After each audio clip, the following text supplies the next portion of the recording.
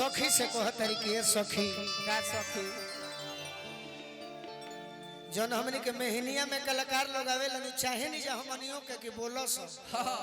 उनके लाज लगे लगा जाने का है बोले सब बाकी आप जो कलाकार हैं ये ममता जी हाँ जी वो जूली वो पिंकी जी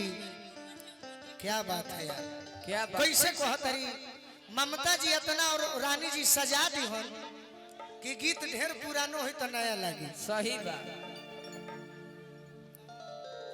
ए सखी का सखी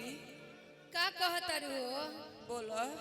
सुनो ना का आज तू हमरा के कुछ मत कह का है काहे जाना तारू का है आज हमरे दूसरे मन बा कैसन मन बा हो कैसन मन बा हाँ आज हमरा के तू साफ छोड़ द का खइबू काहे जाना तारू का है आज हमरा राजा जी के कोरवा में हाँ जवान होखे द अच्छा काय सखी बोलो तू तो डायरेक्टली अपन बात कह देलू हाँ ए सखी तू उखी में कहबू तू एक्सपीरियंस वाली लगत आरू अच्छा तारा बहुत अनुभव बा हाँ तू ही बतावा ना कह हमर नया नया गौना भइल बा हाँ अपना राजा जी के संगे हम कैसे कैसे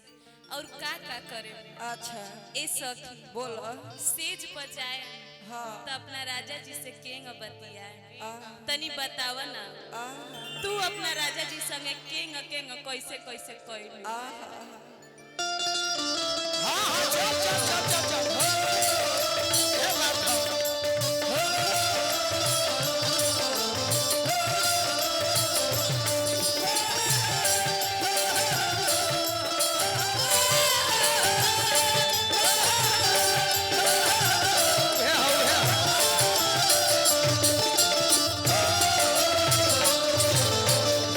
जिया जिया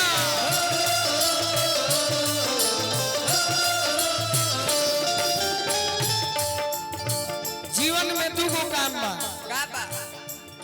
एगर गीत तहार 10 साल पहले के गीत होके ममता जी हाँ जी आज भी सुन के लोग प्यार देता हाँ हाँ तब जीवन में का चाहिए कुछ ना न तो कतना गीत आवत पुरान हो जाते केहू चिन्हतो नहीं सही बाकी कतना ही हमार भाग बा हाँ जी कि हम श्रोता के धन्यवाद दिले हाँ हाँ लड़की कहतिया का कहती कि आज हो पहिला मिलना मिलल सजनी के सजना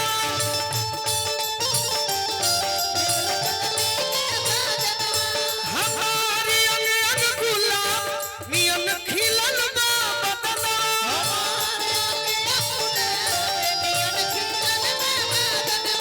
सोनी सोनी भगवान जन बिहान होखे दी सोनी सोनी भगवान जन बिहान होखे दी hello hello hello Ravi ji हैं का सोनी सोनी भगवान जन बिहान होखे दी आज राजा जी के कोरवे में जवान होखे दी आज राजा जी के कोरवे में जवान होखे दी आज राजा जी के कोरवे में जवान होखे दी आज राजा जी के कोरवे में जवान तरफे जवानी तरफे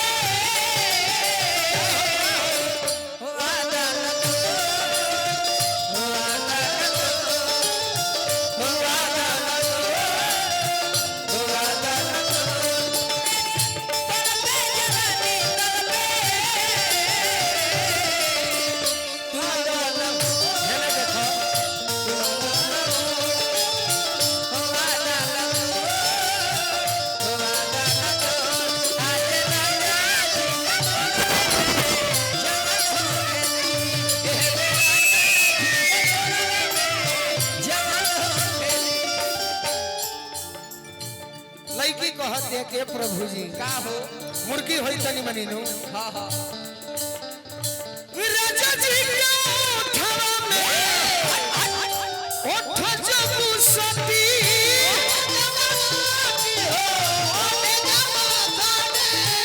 भूख भूख परी हमारा दिलवा के मोती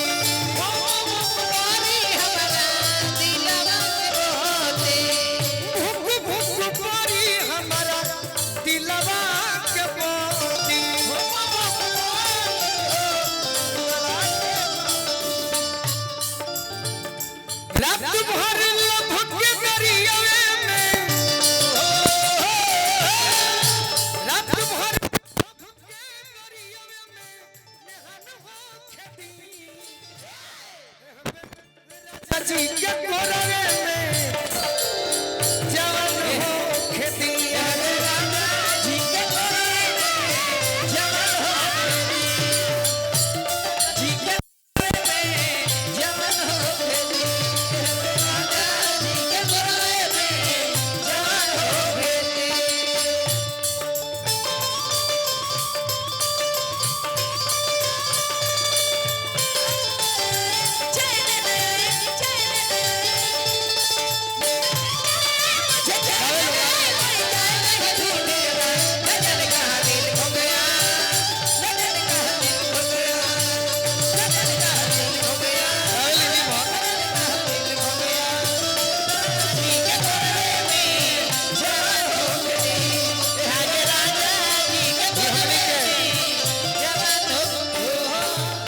विकास भैया के मौसी के लड़का बनी गोपाल भैया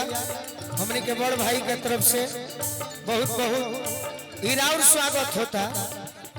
गोपाल भैया के बहुत बहुत धन्यवाद के रौराई एकदम जग सफल हुई और का